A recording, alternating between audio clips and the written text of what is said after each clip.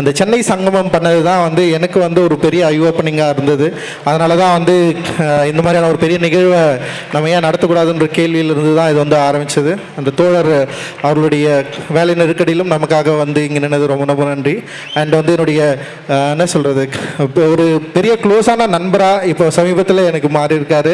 And G பிரகாஷுடைய நட்பு and அன்பு வந்து சொல்லவே முடியாது.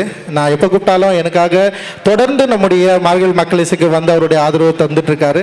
என் கூட எப்போவும் துணை நிற்கிறதா உறுதியளிச்சிருக்கிற லோகேஷ்க்கும் வந்து என்னுடைய நன்றி. இங்கே அந்த ஷார்ட் நோட்டீஸில் இவங்க எல்லாருமே இங்கே வந்திருக்காங்க.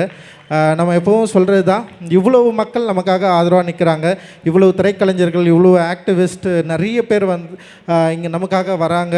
இது வந்து சாதாரண விஷயம் இல்லை அப்படின்னு நான் நினைக்கிறேன். நம்ம செய்கிற வேலை ஏதோ ஓரளவு ஒழுக்கம் நேர்மையாக இருக்கிறதுனால தான் இவ்வளோ பேர் நம்மளை சப்போர்ட் பண்ணுறாங்க அப்படின்னு நான் நினைக்கிறேன். அந்த சப்போர்ட் நிச்சயமாக தொடரும். இவர்களுடைய நம்பிக்கையை நம்ம நிச்சயமாக நிறைவேற்றுவோம் அப்படின்ற ஒரு தீவிரமாக உழைச்சின்னு இருக்கிறோம். அந்த உழைப்பில் என்னோட சரி பங்கு பாதியாக நீலம் பண்பாட்டு மையத்தை எல்லா இடத்துலையும் கொண்டு போய் சேர்க்கறதுல முன்னோடியாக இருக்கிற தம்பி உதயா அவர்களுக்கு வந்து இந்த மேடையில் நான் வந்து நன்றியை தெரிவிச்சுக்கிறேன். நிச்சயமாக உதயா கிட்ட நான் சொல்லனாலும் அவன் வந்து எல்லா வேலையும், குறிப்பாக இன்றைக்கி சமீபத்தில் தமிழகத்தில் நடந்த நிறைய அட்ராசிட்டிஸை நேரடியாக போயிட்டு இறங்கி களத்தில் இறங்கி வேலை செஞ்சு நிறைய மக்களை பார்த்து பாதிப்படைந்த மக்களுக்கு பெரிய நிவாரணமாக இருந்திருக்கிறான். அண்டு உதயாவோடு களத்தில் நின்ற அனைத்து நீலம் பண்பாட்டு மைய தோழர்களுக்கு என்னுடைய மிகப்பெரிய நன்றியை நான் இந்த நேரத்தில் தெரிவிச்சுக்கிறேன். அண்டு கூகை உறுப்பினர்கள், நீலம் சோஷியல் அப்படின்னு சொல்லிட்டு ஒரு பெரிய கேங் வந்து நமக்காக இங்கே வேலை செஞ்சிட்ருக்காங்க. அண்டு நிறைய பேர் நமக்காக வாலண்டியர்ஸாக வந்திருக்காங்க. எல்லோரும் சேர்ந்து இந்த நிகழ்வை வெற்றிகரமாக நடத்தணும். காவல்துறையும் நம்மோடு சேர்ந்துருக்காங்க, அண்டு ஊடக நண்பர்களும் நம்மோடு சேர்ந்துருக்காங்க. நிச்சயமாக அது பெரிய வெற்றி அடையும் அப்படின்னு நம்புகிறேன். எந்த காரணத்துக்காக நம்ம இந்த நிகழ்வை ஆரம்பித்தோமோ அந்த காரணம் விரைவில் வெற்றி அடையும்.